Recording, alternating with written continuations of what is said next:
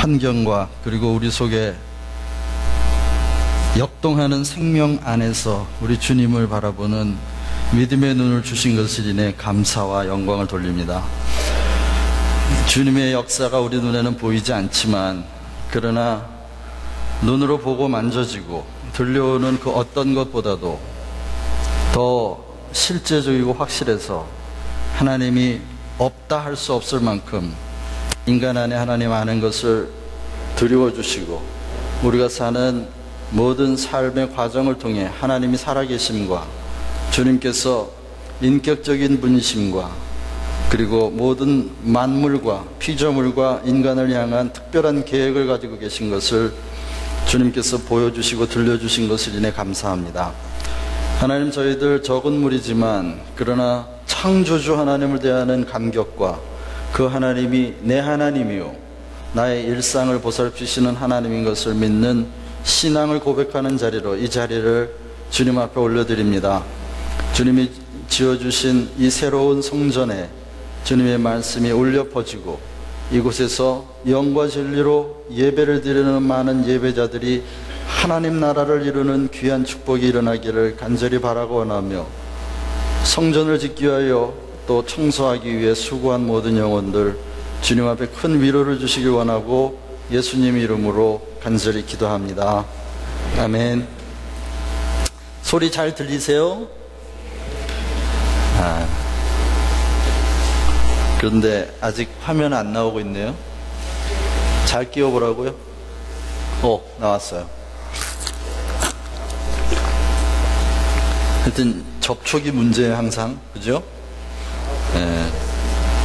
다시 없어졌어요? 나왔다 들었다.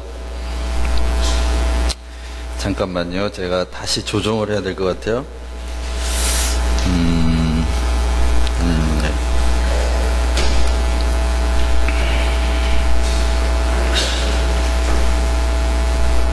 아까 다 맞춰놨는데 또 이렇게 됐습니다.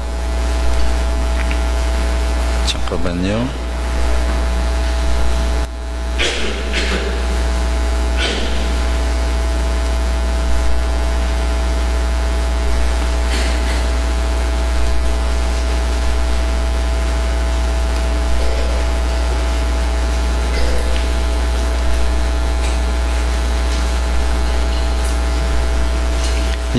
됐습니다. 오늘 생명 아카데미 제2과 창조의 5번째 시간이에요. 5번째 시간, 오늘 주제는 신앙과 과학입니다. 신앙과 과학. 오늘 강의가 준비하게 된 그 바탕이 있는데요. 왜 이런 강의가 준비됐느냐 하면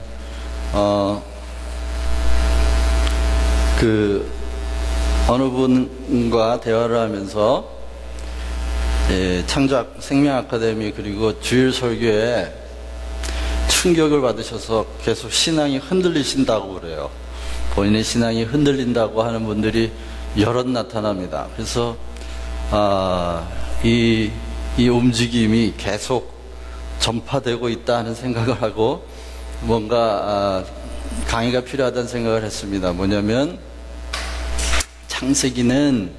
창세기 1장은 사실을 기록하기 위해 의도된 글이 아니고 진리를 기록하기 위한 의도로 써내려간 책이다.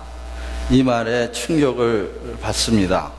사실이 아니라는, 사실을 기록하기 위해 글을 쓴 것이 아니라는 그 말에 굉장한 충격을 받는 것 같아요. 그게 사실이 아니라면 어떻게 해요? 우리는 그동안 그게 사실이라고 믿어왔는데 그게 사실이 아니면 어떡하죠? 우리 신앙의 근본이 다 무너지는 거 아닙니까? 이런 충격들을 받는 거죠. 여러분들은 어떠세요? 혹시 그런 생각 해보신 적 있나요? 아니면 아무 생각 없으셨나요? 그런데 저는 이런 충격과 이런 움직임들이 굉장히 좋은 일이라고 생각했습니다. 왜냐하면 우리 안에 진리에 관한 질문이 없다는 것은 둘 중에 하나입니다. 우리가 속고 있거나 아니면 우리 안에 전혀 진지한 신앙의 태도가 없다는 겁니다.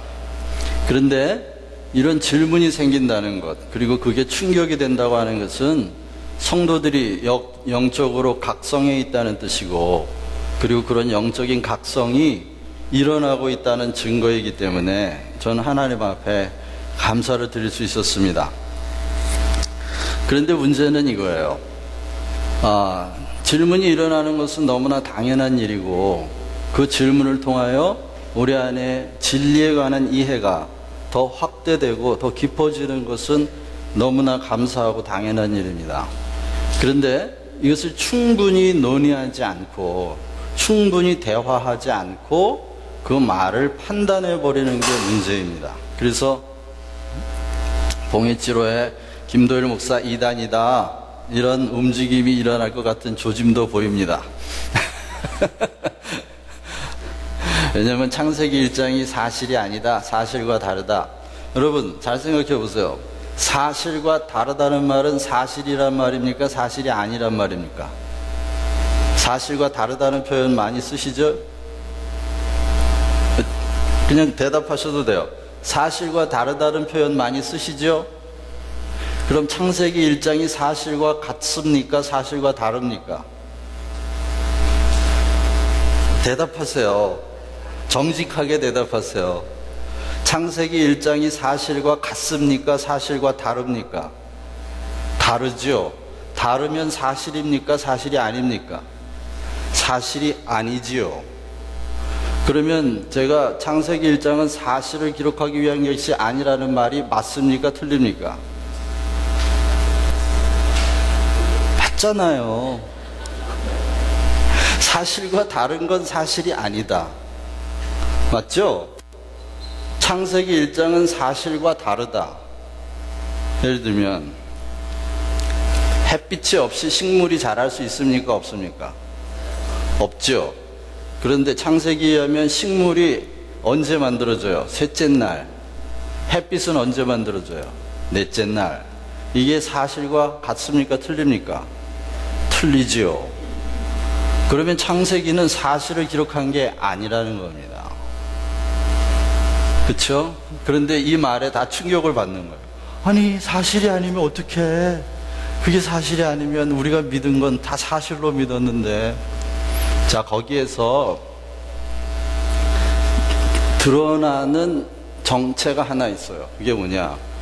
우리의 신앙의 뿌리가 성령의 조명이나 진리의 감동이 아니고 우리의 신앙의 뿌리가 사실에 두고 있다는 게 들통난 거예요, 여러분.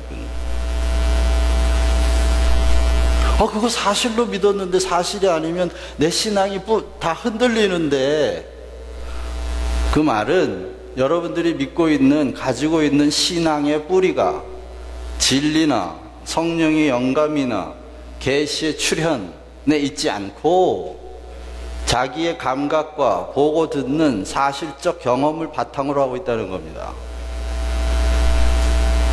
그러니까 제가 반갑다는 거예요. 신앙의 정체가 드러난 거죠. 그렇기 때문에 자기 신앙의 뿌리가 드러났기 때문에 아닌 건 잘라버려야 되는 거죠. 아닌 건 잘라버려야죠. 가짜를 뿌리로 두고 있다면 결국 그 위에 자라난 것도 다 가짜일 테니까요.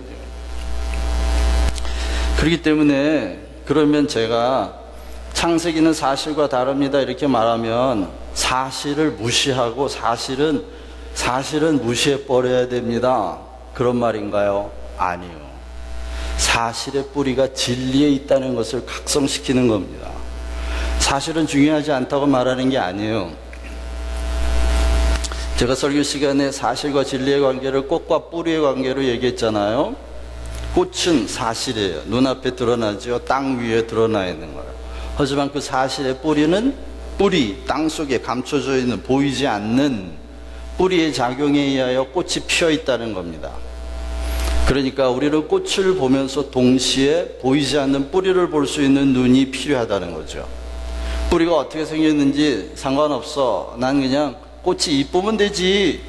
꽃이 향기가 좋으면 되지. 그런 사람은 꽃이 피어 있는 동안은 그걸 즐기고 할 수 있지만 꽃이 져버리고 나면 아무 대책이 없는 사람이 돼버리고 마는 겁니다. 그렇죠? 하지만 꽃이라는 사실은 뿌리라는 진리에서 나온 것이다. 그리고 그 뿌리와 땅과의 관계, 또 꽃이 맺는 열매와의 관계, 그 씨와의 관계를 다 아는 사람은 꽃이 져도 씨를 받아 또 꽃을 내는 사람이 되는 거죠. 그렇기 때문에 보이지 않는, 땅속에 감추어져 있지만 보이지 않는 이 진리를 발견하는 눈을 갖는 것, 그것이 바로 우리 신앙의 목적이에요.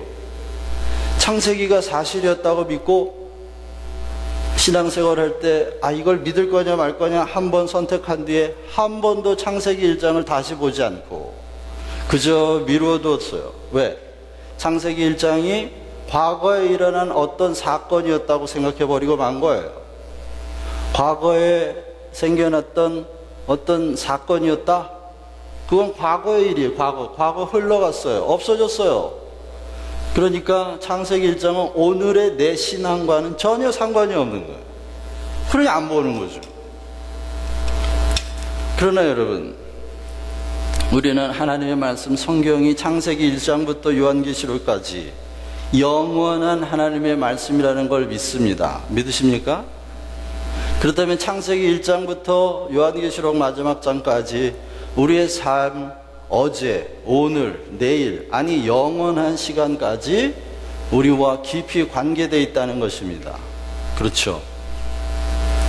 그렇기 때문에 창세기 1장은 지난해에 읽었을 때, 올해 읽었을 때, 또 내년에 읽었을 때 우리에게 살아서 하나님의 계시를 보여주며 그 안에 있는 생명이 우리의 삶을 바꿔가는 겁니다. 그렇기 때문에 그 말에 충격이 됐다고 했을 때 오히려 저는 이렇게 기도했어요. 하나님, 이 선포의 충격이 봉해줄로 전체를 흔들게 해주십시오. 여러분, 가는 곳마다 창세기 1장은 사실이 아니란 말을 전파해 주시기를 바랍니다. 그래서 그 신앙인들의 뿌리를 흔들어 놔야 돼요. 흔들어서 진짜라면 더 깊어질 거고 가짜라면 뿌리 뽑혀야지, 꺾어져야지. 속아서 살 수는 없잖아요. 그렇죠? 그래서 오늘은 신앙과 과학 또는 창조와 진화,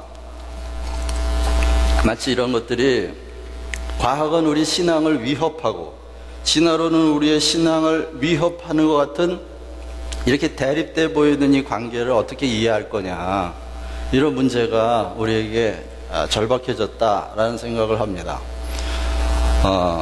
알지만 창조에 관한 강의가 6번밖에 안 돼요. 그래서 이 창조에 관한 강의를 충분히 할 수 있는 시간이 없어요. 그렇지만 이런 도전들을 우리가 받고 넘어갈 겁니다. 넘어가고 다음 과목은 타락이에요. 여러분들이 창조에 관한 충격이 크면 클수록 우리의 타락에 관한 충격도 커질 겁니다. 창조가 그런 것이었구나. 창조에 대한 내가 오해가 그렇게 많았었구나. 그걸 발견하면 발견할수록 아담으로부터 잃어버린 세상의 크기가 얼마나 크고 얼마나 깊은 것인지를 알게 될 겁니다. 그렇기 때문에 이 생명 아카데미 이 과정을 하나도 놓치지 않고 계속 따라가는 게 굉장히 중요해요. 조직신학적인 순서대로 지금 강의를 하는 거거든요. 창조, 타락, 구원, 종말, 이렇게 남았는데 그것은 바로 그 조직신학적인 순서 자체가 하나님께서 새 하늘과 새 땅, 하나님 나라를 창조해가는 과정이라고 해도 과언이 아닙니다. 여러분 잘 아시죠? 하나님의 나라는 하나님의 새 피조물들이 들어가는 나라입니다. 그렇죠? 새 피조물이 있다는 말은 새 창조가 있다는 뜻이잖아요. 그렇죠? 그러면 주님이 분명히 그러셨어요. 하나님 나라, 그러니까 니고데모가 와서 묻죠? 예수님,